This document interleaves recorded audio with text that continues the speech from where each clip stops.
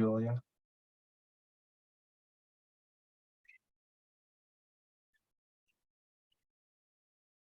Good afternoon, everyone. Thanks for joining us for this May installment of the Hunt Institute's Post-Secondary Pathways webinar in our discussion on higher education deserts. We'll give folks about 2 more minutes to log in, allow audience to go ahead and enter the space, and then we'll get started. So about 2 minutes and then we'll get started.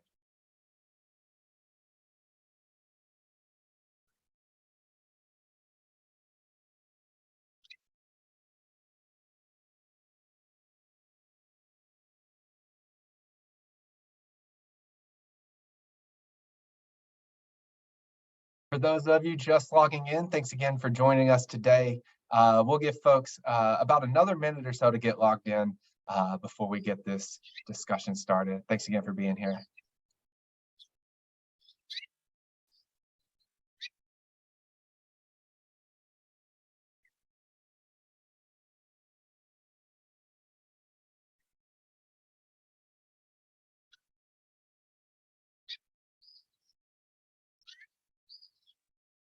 Thank you again for being here today.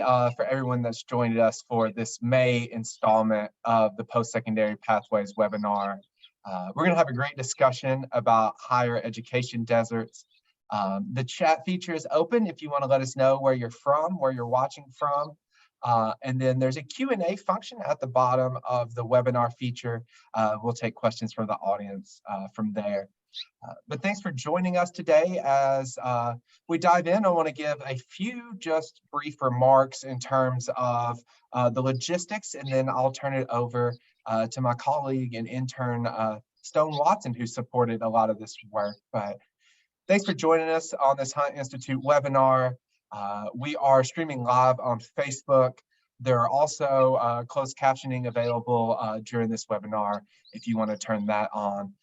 We will be making a recording, and this will be available on YouTube after we finish. And then there will be some key takeaways that we'll post on our blog as well. But today's discussion is about higher education deserts, and it's a topic that is near and dear to Stone Watson, our intern. This is a project he chose. So without further ado, I'd love to turn it over to Stone to give us some framing remarks before we dive into our panel discussion. So Stone, the floor is yours. Thank you, Wen. Like Wen said, my name is Stone Watson. I am a senior at UNC Chapel Hill. I'll be graduating on Sunday, and I study political science and organizational leadership. Additionally, after that, I'll be starting my master's in public policy at Vanderbilt University School of Education to dive deeper into my interest of higher education policy. So when coming up with this topic to investigate this semester, I wanted to find one that I related to. So I decided on higher education deserts. As a student from a rural area of North Carolina, higher education was always a big question mark for me and many people that I attended high school with, due to lack of resources, information, and the role geography played, because many people do not have the means to travel and attend college far away from home anymore. Geography is a new issue that has slowly started to be incorporated into conversations surrounding higher education policy. However, there is much more work to be done to increase access to rural, low income, and students of color. 35 million Americans live in higher education deserts, and that's roughly 10% of the American population. And it's mostly rural, low income, and individuals of color that live in these higher education deserts. An education desert is defined as a local area where there is either zero or only one public broad access college nearby, and that means it has an acceptance rate of 75 to 80%. This also includes some urban areas like Chicago, Illinois, or Charlotte, North Carolina. Traveling to school is a privilege, not the norm across America. Location is one of the biggest factors when prospective students are deciding on what higher education institution to attend. Distance has become a huge barrier to college enrollment. Additionally, institutions located in these deserts often spread their resources thin because of the number of students it must serve. Traditionally, post-secondary education has been reserved for the 18 to 24-year-olds who immediately matriculated to college after high school graduation. However, as the need for workforce training after high school has grown, so has the population of higher education students who fall outside this 18 to 24-year-old age range. Over 37% of college students today are 25 years of age or older. These students also have different needs, as 24% are parents and 64% work while attending college. 50% of students enrolled in four-year public institutions are likely to do so close to home, and the changing demographics of students require education closer to home. A majority of undergraduate students, especially students of color and low-income students, enroll in broad access institutions, again, between 75 and 80% acceptance rates at a higher rate every year. Additionally, 2 in every 3 undergraduate students at both 2- and 4-year institutions go to school within 25 miles of their home. Lastly, lower income students and students of color are often more often to choose to remain local for college due to cost, racial discrimination, work, and family caregiving responsibilities. By 2027, it is estimated that 70% of available jobs will require some form of post-secondary education. Policymakers and education leaders must consider their role in creating more equitable access to higher education for all students to ensure the success of students and the nation's economy as a whole. This webinar will discuss current work to end education deserts and ways we can support all learners living in these areas. Additionally, there will be an issue brief released with key takeaways after this webinar is over, so y'all can look at it and they'll give more information regarding higher education deserts. I'm now going to pass it back over to Dr. Wen Decker, the Deputy Director of Higher Education at the Hunt Institute, who has been amazing supporting and executing this project along with me, and he will introduce the resource experts and moderate the conversation today. Thanks for that, Stone. Really appreciate all your work on this project and the issue brief at large. I know Stone dropped a lot of facts and figures in there. Like he said, all that will be in our issue brief. We're shooting for a June 5th release date. So we're excited to see that, and we'll make sure that it gets to everyone on the email chain that's joined the webinar today. But without further ado, I want to go ahead and dive into this conversation. We've got some great folks on the panel. Dr. Leslie Roundtree from Chicago State University, Dr. Nicholas Hillman from the University of Wisconsin-Madison, and Senator Amy Galey from North Carolina. So excited for this. Dr. Hillman, I want to come to you first. You've led a lot of research around this conversation around education deserts and have been cited a lot in terms of geography when it comes to higher education. So I just wanted you to help us set the stage. Why has location become such an important factor in deciding where to go in the college going process, particularly the last decade? Well, thank you for the invitation to just be in conversation and to learn with you. And Stone, the way you set us up, you're going to do great in your graduate program. So I'm very, very excited for what's ahead for you. But Dr. Decker, to get to your question, why does place matter? Why does location matter even more now? I'm going to answer that. I also want to kind of share a little bit of the motivation of kind of how I stumbled into this work. I'm not a geographer. I'm an education researcher, and I'm trying to find strategies that educators, policymakers might use to improve opportunities and outcomes. And that's hard to do if you don't have a lot of experience in one of those spaces. And so part of my own lived experience helped inform me about education deserts. During the Great Recession, a lot of my family and people in our networks didn't go back to college. And economists would say, this is the time you would go back to college. Your opportunity costs are low. You should go back. And that's in fact what happened all across the country, but not in my hometown, not in northern Indiana, southern Michigan, Elkhart, Indiana area.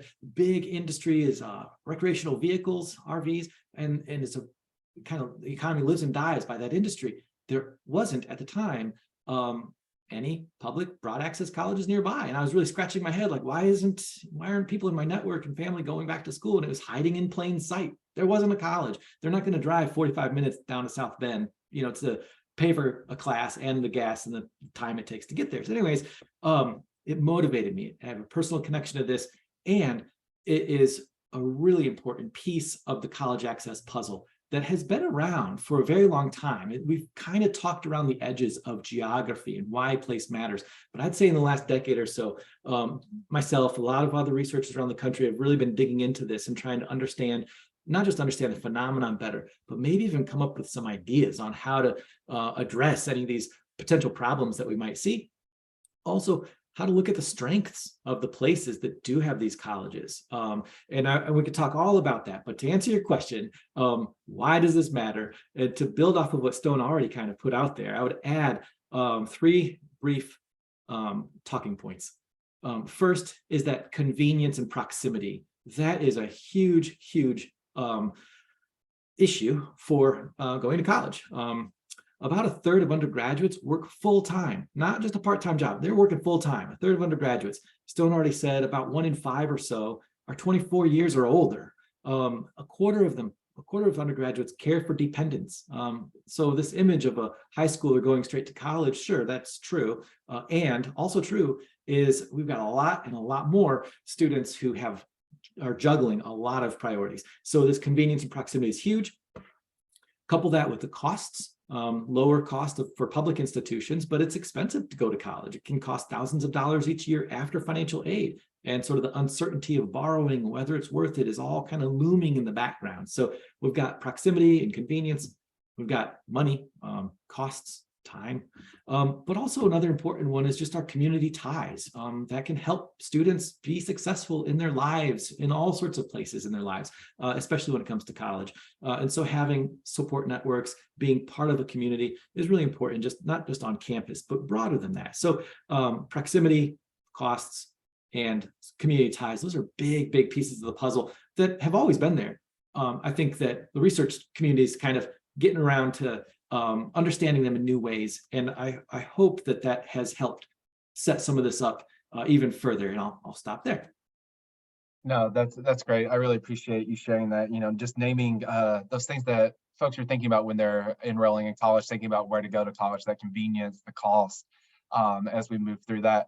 And your work, like you said, is hopefully setting up policymakers to make some of those differences, to implement some changes. So that leads us perfectly to Senator Galey, who's the chair of the Higher Education Committee in North Carolina Senate, represents Randolph and Alamance County, and has been in the Senate since 2021, and had some conversations the other night. I think a lot of your work on this also comes from your time as county commissioner in the area and truly understanding the needs. So wanted to come to you, Senator Galey, and just ask, at the state level, what are you doing? What is North Carolina doing to adapt to these changing demographics in the higher education population?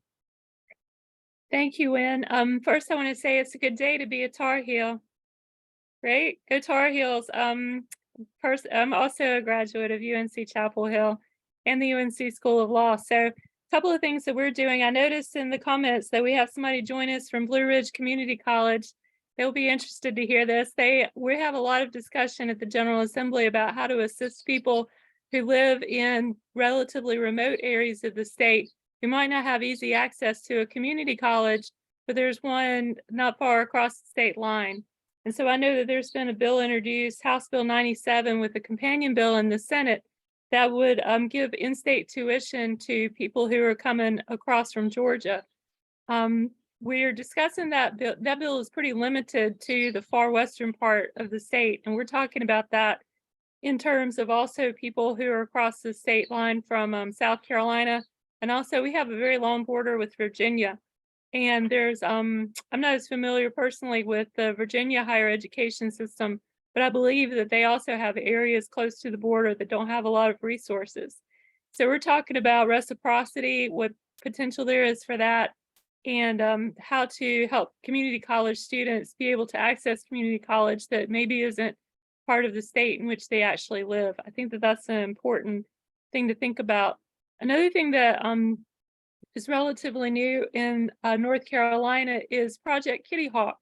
Is an initiative from our UNC system president, Peter Hans, and that is to kind of coordinate online programs that are available through different state universities. North Carolina has a very robust and large state university system. UNC Chapel Hill is considered by many of us to be the flagship. Others at NC State and Raleigh trying to make a charge on that claim. But we have a number of state universities around the state. Pembroke is in the far southeastern part of the state, UNC Wilmington, Elizabeth City State, Appalachian State University, UNC Asheville, obviously UNC Charlotte. And so there's a lot of relative geographical access in North Carolina for the state universities compared, I think, to some states that don't have as robust a system, but still there are lots of students who would like to do online classes. And of course, there are options available online from for-pay universities, for-profit universities. But we would like to see those tuition dollars stay in North Carolina and to give our students an opportunity to participate in the UNC system, and be able to do that remotely from home as much as possible, so they don't have to absorb all those expensive costs of living. Finding a place to live in Chapel Hill or Raleigh or Charlotte can be difficult and expensive if you can find it. So that's a big concern. Of the 5 million working adults in North Carolina, 1 million of them, so 20%, have some college experience, but they have not been able to finish out that degree, because our university systems really aren't set up for adult learners very well. And so the Project Kitty Hawk is an attempt, initiative to address that issue and make sure that people can get access. And then also there's of course issues with broadband and connectivity along with that. And I hope that we'll be able to talk more about that as the webinar goes on. One thing I did want to interject is that as a person who lives in rural North Carolina in northern Alamance County, I think it's good to think about rural areas not as places of being deserts, because that suggests something that is not very appealing, but we have a lot of assets in rural America. We have strong social networks, family networks, church resources, local community groups. And also we don't have to deal with as much regulation as people who live in town. We have a cleaner air, and the children can play outside, and we have a great quality of life. So I hope that as we think about lack of opportunity for some people in some areas, that we don't paint a broad brush that makes rural areas sound like they don't have anything to offer. Yeah, thank you for naming that, Senator Gailey. So important to really reframe the discussion around an assets-based understanding of what students are bringing, moving away from that deficit mindset of what might be missing, and really uplifting the cultural familial wealth that folks are bringing to the space. And so appreciate you naming that. And the other piece I want to add really quickly, thanks for naming the students with some college no degree. One of the statistics I go back to all the time is increasing a state's post-secondary attainment by 1 percentage point increases the state's GDP by 0.08%. Doesn't sound like a lot, but 1% would be close to $5 million extra dollars in the GDP for North Carolina. So there's a lot of progress we can make in that some college no degree or credential space. So thanks for naming those. Dr. Roundtree, I want to come to you next because you also bring a unique perspective. You're serving as the Vice President of Academic and Student Affairs, as well as the Interim Provost at Chicago State in Chicago, Illinois. And it was one of the cities that Stone actually named as a higher education desert in an urban area. So just wanted to hear a little bit about the landscape of Chicago higher ed and what Chicago State University has done to promote work in this area. Thank you so much, Dr. Decker. And I actually, Stone, I appreciate you describing my student population so well, because your statistics represent our institution.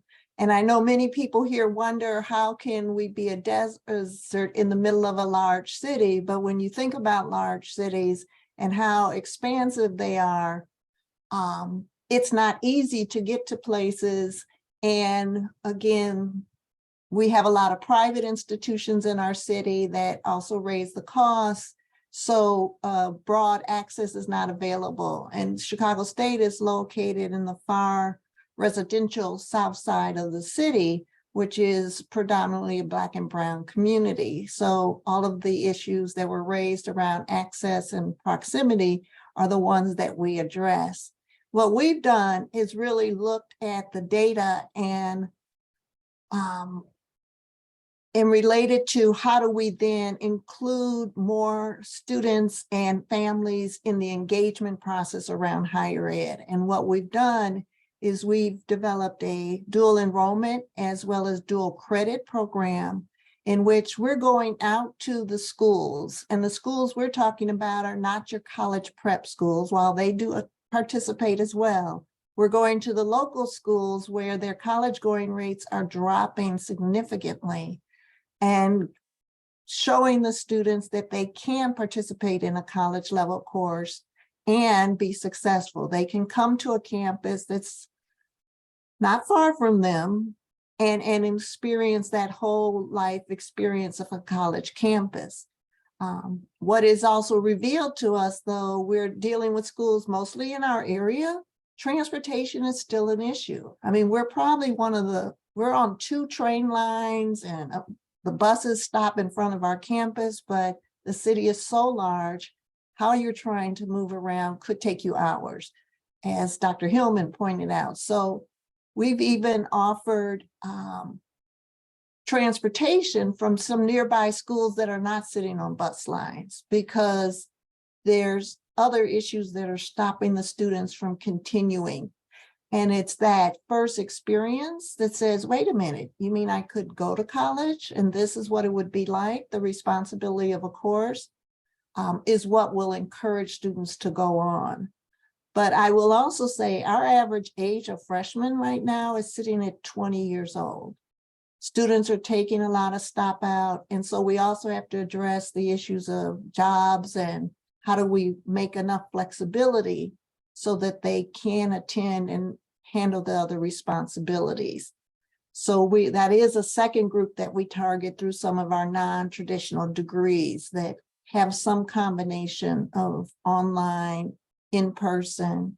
But if you've never been to college, you still want that experience of forming networks and belonging and having that alumni feel when you leave that you can be proud of. So we're trying to make more opportunities to create that experience. Yeah, thank you for that, Dr. Roundtree. That sense of belonging is so important to a student's persistence and ultimate success in college. And so thinking through how we can create that sense of belonging, even in spaces where they might not be on campus, but through virtual, whatever that may be. So really appreciate y'all's work. And I know we'll get into one of the specific programs you all run in just a minute. I want to quickly invite the audience again that we have our Q&A function at the bottom of the Zoom webinar. So please feel free to ask any questions you might have for the panelists, and we'll get those to a minute. Dr. Hillman, I'm going to come back to you in a second, but I want to follow up on something that Senator Galey mentioned earlier. Senator Galey, you were talking about this broadband and access and connectivity and how it plays such an important role. So can you tell us about how you all in the legislature and you as a policymaker, how you make decisions about expanding broadband access and how you're communicating this information to the people you represent? That's such a great and timely question. I really appreciate it. So in 2021, the North Carolina General Assembly invested about $940 million into expanding broadband in North Carolina through ARPA funding. We created the North Carolina Great Grant Program with $350 million. And that would, and also the Completing Access to Broadband or CAB grant is $400 million. That's a partnership with local governments and county commissioners where counties can partner with the state and contract with a service provider to lay those expensive wires in the ground. As a rural resident, this has been something that's been difficult for me and my family. We have resources, but we didn't have access. And during the virus, my son was a student at Appalachian State University in Boone, and he was not able to come home. He was in Boone in his apartment by himself through pretty much the whole virus. And you can imagine what kind of effect that had on a 21-year-old young man. He's trying, as we said, you want to build that community spirit and create a alumni who has attachment to the university. Well, he didn't really get as much of that as maybe Stone or I were able to get at UNC Chapel Hill. Also, we did one of the impediments to broadband access was the posts. We have electric co-ops in North Carolina, and they own a lot of the utility posts that are throughout the state. And they did not want to subsidize for free the expansion of broadband using their equipment. And so we included $100 million in the state budget to replace those poles so that the people who were using the co-op services wouldn't have to endure higher fees or or things to take on the cost of those pole replacements. It gets to be really technical and talking about physical things in the ground or up in the air to make broadband happen. So those were some of the things that we've been working on since 2021. And communicating that information is a really, really great question and a great point. Those of us who have worked in the area of expanding broadband access find it very difficult to determine as a policymaker who doesn't have it, because the maps are owned by Spectrum or the other big companies, AT&T. They don't want that information public. That's proprietary.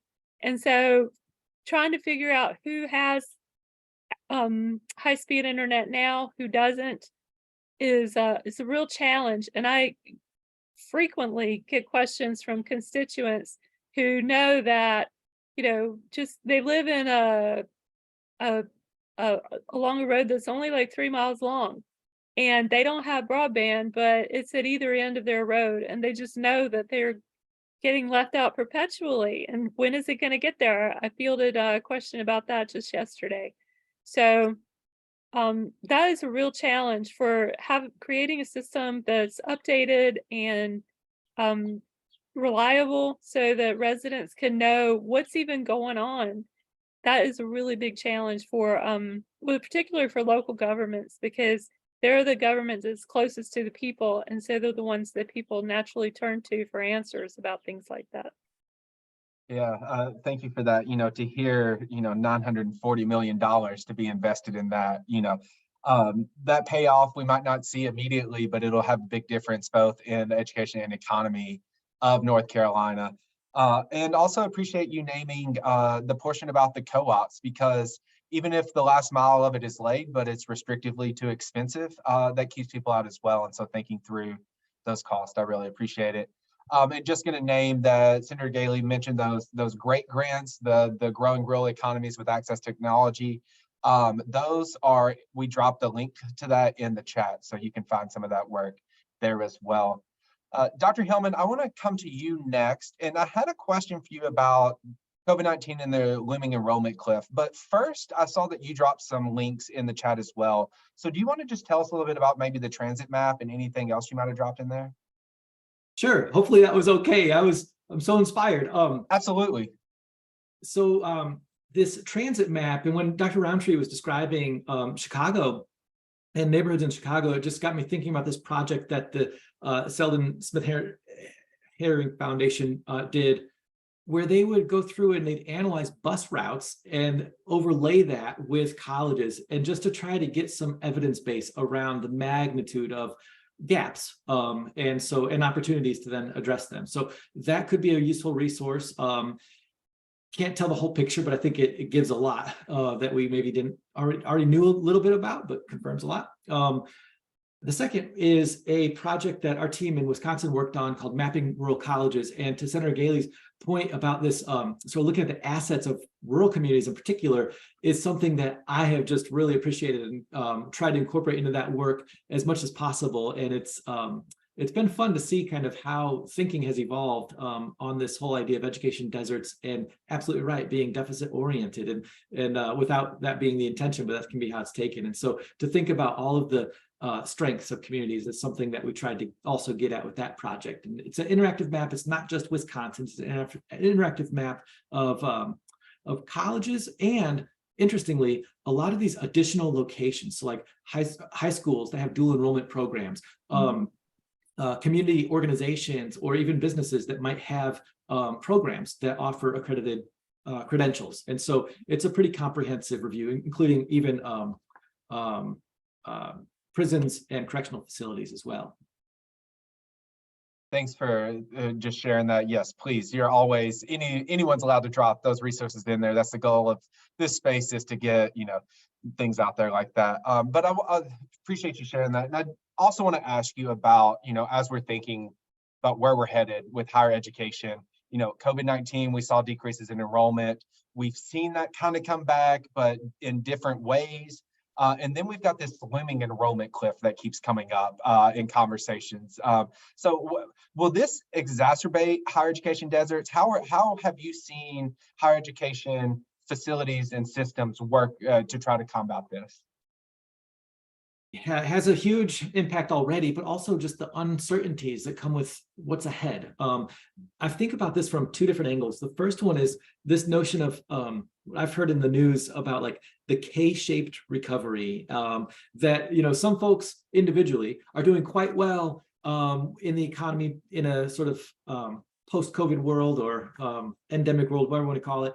And then some are just going the opposite direction, two very divergent paths. And that's what I see with our higher education institutions, especially our public regional colleges that are largely driven by being open access. And if they, on a number of levels, if they simply don't have a large population nearby to enroll, that's one issue. And at the same time, when individuals and families are just constrained, their time, money, resources, everything, everybody's pinched. And all of those things confound in ways that the broad access colleges that are maybe the only one around, at least conceptually, now help me like pinpoint this, are likely to struggle the most to meet enrollments and to bring in, frankly, to bring in tuition revenue to keep their operations open.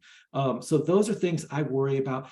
Moving forward, one of the big uncertainties, and one of the sort of really important value propositions of so what is we think about, well, how are we going to have enough people in our communities to teach our children, to care for our, care for each other with our health systems, and having skilled professionals in the classroom and in our hospitals and you name it, public services, you name it, and other places.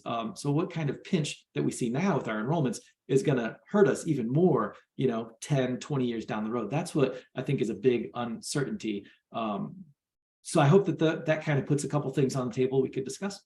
Yeah, absolutely. I appreciate that, and naming particularly the industries and jobs that we're going to have to fill to continue, on our trajectory.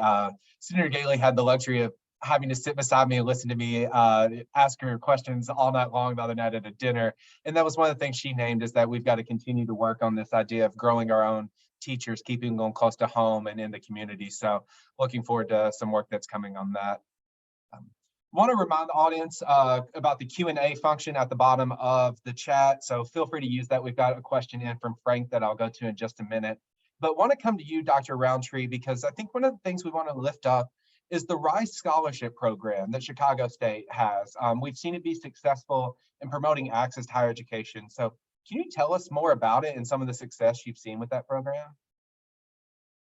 Yes, we when our new president, Z. Scott, came in 2018, she challenged myself and my academic team to really assess what was going on with students and why they weren't making progress, staying, the retention rates, all of the things. And one group that we identified was our first-time freshmen, that we would get large groups of freshmen, but they would not make it out of that first year, or they get to the and we'd lose them. And we started to identify what are all the factors influencing their access. And the idea was that we needed to have a slow introduction to college and then remove the barriers. And so the program was set up as an early start program where students can come in the summer and take one college level course. They have a complete wraparound program around why are you here and who do you want to be? And it's cohort based. And we took the approach of universal design. This is not for students who might be underprepared. It's not for just low income. It's for my honor students, my athletes, anyone and everyone all together. And then we eliminated the cost. And so through philanthropic donations, we were able to, it's a first full year free tuition, all of their books. We took away the computer issue, which rose its head during the pandemic when we realized people don't have computers or broadband. We also give internet access if you have spotty internet access, and removed all the barriers so that they could really focus on being a student. And then they move from the summer into the fall as full-time students. And the outcomes that we're seeing are just great, because the students, my favorite when we do the evaluations is when the students say, now I feel ready for college. They get that full college experience with only one demand, this one course. And then they also form a cohort of students that go with them across campus. So it's really interesting. They do talk about the other freshmen that come in and don't participate. Oh, you don't know that already? How to belong in the university. So we feel that that kind of access enables students to then slowly integrate. And we're now working on a sophomore academy to make sure that we just don't take away all that support in one day and say, now you're on your own, and moving them through. And to speak with Senator Galey's comment, we also have removed out-of-state tuition because we're near border states as well. And it's the same thing because Northwest Indiana is right near us. And they don't have access, but they can come over and not have additional costs. Yeah, thank you for that. And that idea of the sophomore academy, you know, thinking through how do you continue to support students, and you know, the last part that you named about the in-state tuition, and same to what Senator Galey said, but we know that where people go to school, they're more likely to stay and work. And so they're more likely to contribute to the economy, to be a part of that tax base. And so not only are we providing them the education, we're also, you know, supporting the local economy. Well, I appreciate all that. Those are the questions that we had initially drafted. There's some questions coming in from the chat. One came in from Frank about FAFSA. So I think what I'd like to do with this is maybe split it up in 3 parts. Dr. Hillman, I'd love to come to you first to take on more the technical aspect. We know that the FAFSA application is changing some in the next year. And so would love for you maybe to talk on that, Dr. Hillman. And then Dr. Roundtree, I'd love to come to you. If you could maybe talk to us about what support services are needed to help students, particularly first generation enrolled students, and students in higher education deserts apply for FAFSA. And then Senator Galey, I maybe wanted to come to you to think through, you know, what the state of North Carolina is doing in terms of financial aid. So whether that's our NC Promise or if that's our Long Leaf Scholarship, some of those things, but maybe can come to you for some of that state perspective. So Dr. Hillman, we want to come to you first though, about the FAFSA. In particular, if you have any thoughts on this conversation around the idea that farms or businesses are going to count as an asset on FAFSA, what exactly you're seeing with this and how you think it might play out. Yeah, that's an important question in Wisconsin. It's an important question all over the country. Iowa College Aid. I don't know if there's anybody from Iowa or anybody from that organization on this call, but I just shared in the chat some analysis that they've been doing. Their research team has been doing a huge public service by trying to analyze the effect of moving toward this new FAFSA, new formulas it will have on students and families, and especially in this case, farm families. And my understanding is that the old FAFSA would exclude assets that were tied up with farms, and now it's going to include them as part of an applicant or a student's ability to pay for college. And that doesn't really sit well with a lot of farm families, I know, because it's not liquid assets. So it's going to have an implication on how much they can get in need-based financial aid, what it looks like in terms of, at least on paper, what they can afford for college. So that's a big piece of this.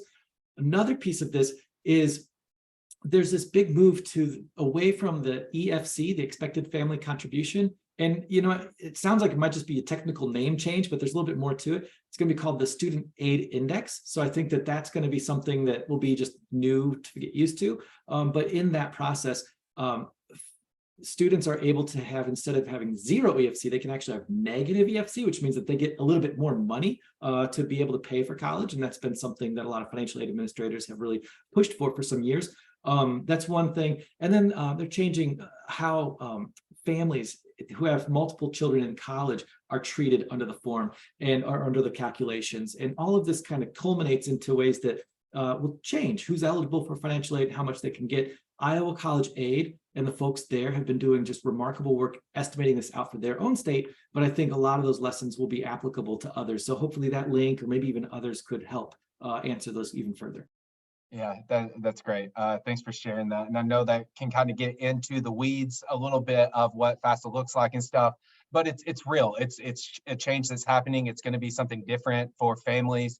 It's going to be something different for guidance counselors and for school personnel as we try to navigate that. So just something for us to think about how, you know, a lot of times we might have great ideas or policy, but the rollout implementation fails at places. And so thinking through how we really implement this. Dr. Roundtree, want to come to you, similar question though. What types of support services have you seen be successful in helping students in higher education deserts, first generation students, complete a FAFSA application? Well, one of the things, and we're very glad for our governor, one is early explanation of the form and how it needs to be filled out. And so our governor, I want to say 3 years ago, it is actually one of the things that all of the high schools can help the students complete before they leave high school.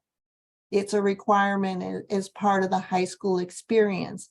But of course, if you're only focused on K through 12, you don't actually know what that form means all the time. So what we've done in many of our sister institutions across the state is our financial aid staff go into the high schools and sit down and give parents as well as students explanations of all the parts and why they need it. For us, the bigger issue has always been the verification. And so many students get stopped by having to verify, and then both parents and students get suspicious as to why they've been called to give additional documents. And so we spend a lot of small group work with the students and the families around what verification is for, what are they looking for. We can't explain why they keep getting picked. And we do seem to have a large population that gets picked, but that it's because a lot of families are leaving that money on the table that they would be eligible for because they're suspicious of what, and that's why what the government is asking them for. That's why it's important that we have ongoing relationships with them, that how it's helps you to move forward into the institution that you're trying to go to. Yeah, thank you for that. And I believe it was $3.5 billion is what NCAN reported as federal Pell dollars left on the table because people simply didn't fill out a FAFSA application across the nation. This is real money that could help support students going to a post-secondary degree or credential. But speaking of that, I think it kind of segues great to you, Senator Galey, because in North Carolina, you all have recognized that federal funds is not covering everything to go to college. And so some of the work like freezing tuition rates at the UNC system schools. But what all have you done as policymakers to further support affordability for higher ed? Right. So we've done a lot of work in North Carolina, and also there are groups more locally that have been taking advantage of some opportunities. One thing that we've done as a state is a few years ago, we created the NC Promise program, which of our system schools in the UNC system, there's a few, including Western Carolina University in Cullowhee, which is in the Far Mountains, Pembroke State University, which is on the South Carolina border, sort of on the eastern side of Charlotte, and Elizabeth City State, which is in the northeastern part of the state. Students get a $500 tuition to go to those institutions. And then the General Assembly picks up the rest of the tab for their tuition. So that is something that's proven to be an amazing thing. A lot of, I know Western Carolina saw a really big surge in its number of applications because of people wanting to take advantage of the program. And then it's led, Wynn and I were talking about this the other night, to other opportunities that I've recently become aware of. So we have local governments, like in the area where Pembroke is located. They have the public school system, of course, has trouble finding and retaining teachers for the public school system, like a lot is going on around the country. And so you have county commissioners who are agreeing to pay the $500 tuition for students to go to Pembroke if they will agree to a contract to teach in the local public school system. And that's proving to be successful. And I think that's really interesting how you create one opportunity and other people can pick up that football and run down the field longer with it and create other opportunities. Something that we've been talking about for this year's state budget is a proposal for finish line grants. We know that a lot of students who start the university and then they don't finish their degree, it's because they had some kind of financial impediment that came up, sometimes not even a very big one, and sometimes pretty close to graduation. And I was fortunate to participate in a Hunt Institute program last year where they brought in some gentlemen who have been at Georgia State University, and they had created finish line grants and saw a dramatic change in how students were able to finish their program. And so we picked up on that idea in North Carolina, and hopefully in the state budget, it will include that kind of sort of financial patch for people so that when they get into their last semester or last year of college, they find that they can't make they can't buy their books, for example, and so they just drop out. We don't want that to happen. So creating that opportunity to sort of bridge that. Also, we have community colleges in North Carolina have their own foundations, and that's been going on for a long time and is a underappreciated resource. I know Alamance Community College, where I live, has a foundation, and they've been doing this for a long time, where if a student, their brakes go bad or they have some kind of trouble with their car or some kind of, rent problem, there are actually resources at the community college where they can go and they can get that little patch through without a lot of bureaucracy or red tape. Those funds have been made available through private charitable giving. And I think that's a really wonderful thing that I'm proud of. Also, another Hunt Institute program I was blessed to participate in was traveling to Nevada and seeing a community college there, which I'm afraid I don't recall the name of it. Maybe Wynn remembers, but they had other resources that I've not seen locally, like a food bank and a clothing closet for their students who are really facing those unusual, all too usual actually, instances of need.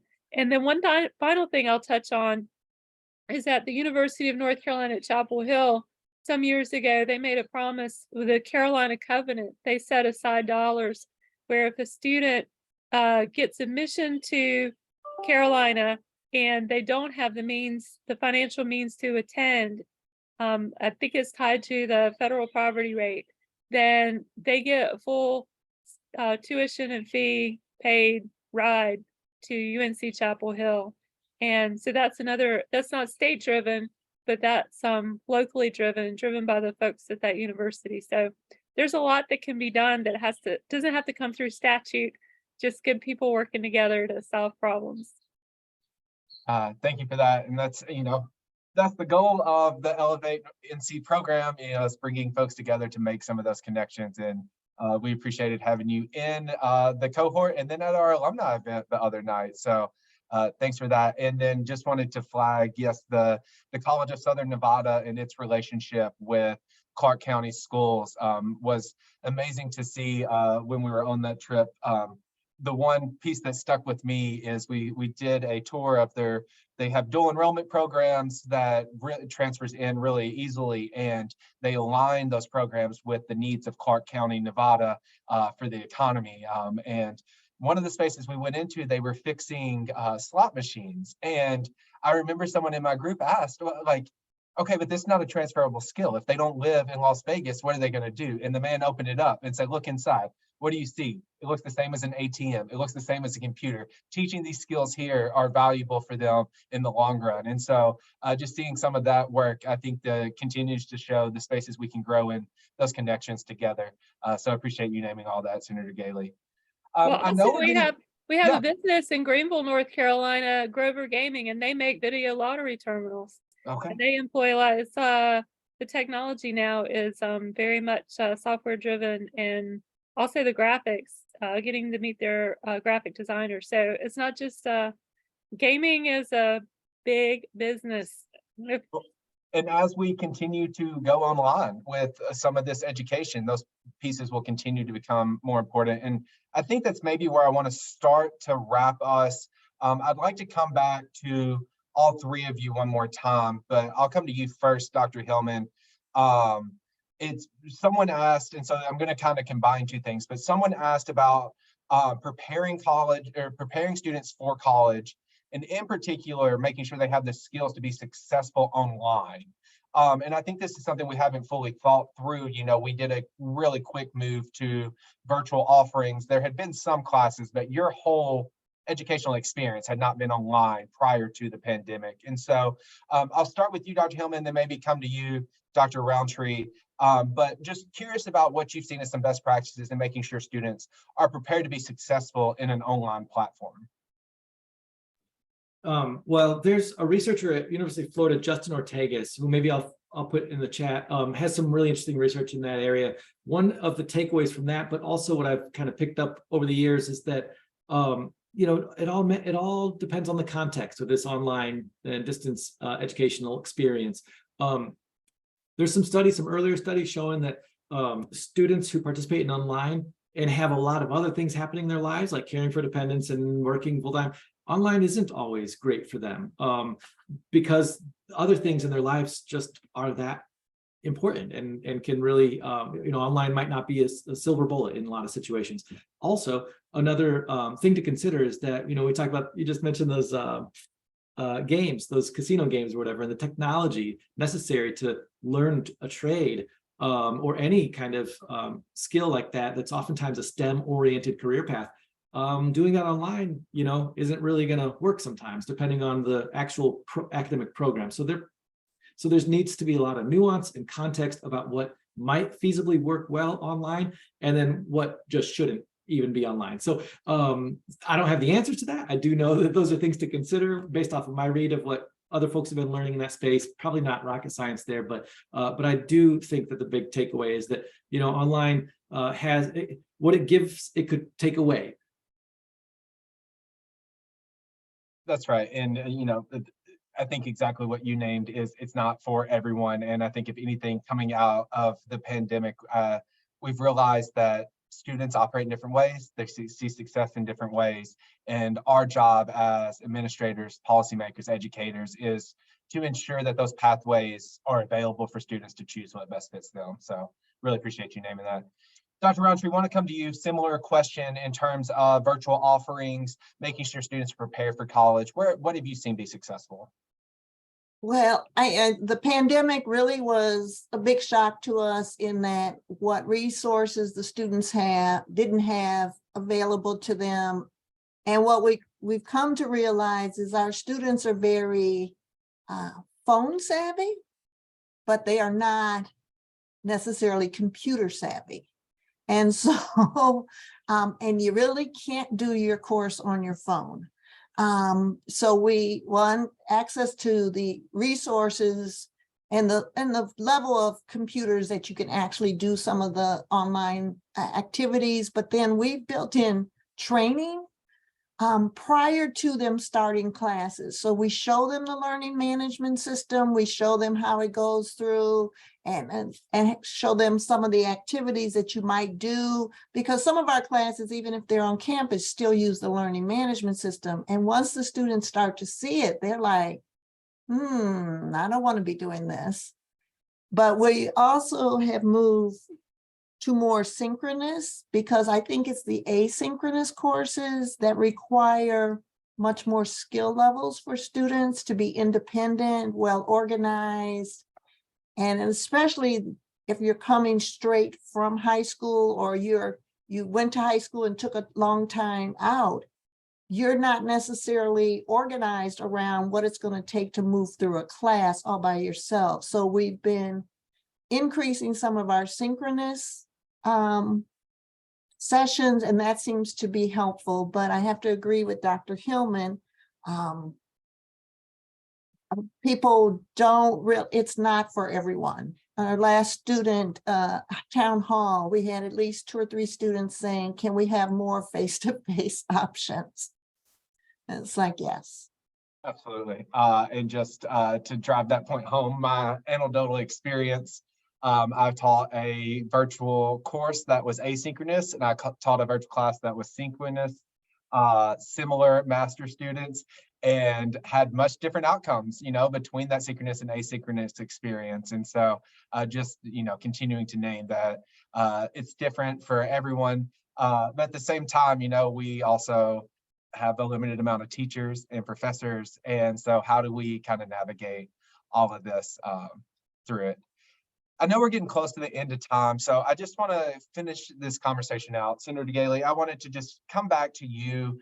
We talked a lot about policy and the ways we can improve this work. I just want to ask you, if you had a magic wand, where would you want to see folks like the Hunt Institute, like Dr. Roundtree, Dr. Hillman, who do this work, where would you want to see us further improve to help support your policy making? Gosh, that's a really great question. And resources are finite, and you want to be sure that when you spend money on something that is a state program, that you're going to see an investment on those tax dollars, because at the heart of everything that we do, it's all funded by some money that was taken from somebody else's work and put toward a public purpose. And we have a duty to be sure that that public purpose is linked to a result that is going to be a good investment for the community. And so I appreciate it when folks give us things, and it's hard to do that when you haven't done something in real life. So ideas for pilot programs are really welcome and appreciated. Things where we can try on a smaller scale and then try to ramp it up. One thing that I've been talking about with my local people is a pilot program. There's a collaboration between UNC Greensboro, which is not part of the NC Promise program, so they don't get the $500 tuition. But UNC Greensboro does have an education department, and Alamance Community College and our local public school system, where maybe we could create something, pilot program where folks could go to the community college, then go to UNCG and get a teaching degree, and then teach in our local public schools. So ideas for things like that, things that are linked to cross purposes, like solving that difficult teacher pipeline, and also getting the marginalized communities involved in education, sort of linking all those problems together. That's really a sweet spot, I think, and it doesn't cost much. Yeah, that's great. And I think it leaves us all with kind of a charge and a challenge of, as we think about, how we assess these programs, we also think about cost and the return on investment for the dollar and everything. This has been an excellent conversation. I just really want to say thank you again, panelists, for being a part of this. As someone that grew up in a town of 300 people in small Northwest Tennessee, it hits at home, just as Stone kind of said in his experience growing up. But thank you again. Want to remind the audience that a recording of this will be available on YouTube within the next 48 hours or so. We'll also put out a blog post with some key takeaways. As we close, just want to remind you of some upcoming webinars. In June, on June 15th, we'll do a similar post-secondary pathways. We're going to discuss supporting Latinx students on campus. And then in July, we're going to have a fascinating conversation about 529 plans and funding college and college savings accounts. And then in August, we will actually be back with a similar conversation about rural adult students in our community college system in North Carolina. So that'll be a more pointed conversation. So if you want to continue this, please join us again as we continue these post-secondary pathways. But on behalf of myself, our Director of Higher Education, Dr. Madeline Smith, and Dr. Javed Siddiqui, our CEO and President of the Hunt Institute, we appreciate you being here today, and we look forward to continuing to work with you. So thanks again, and have a great rest of the week.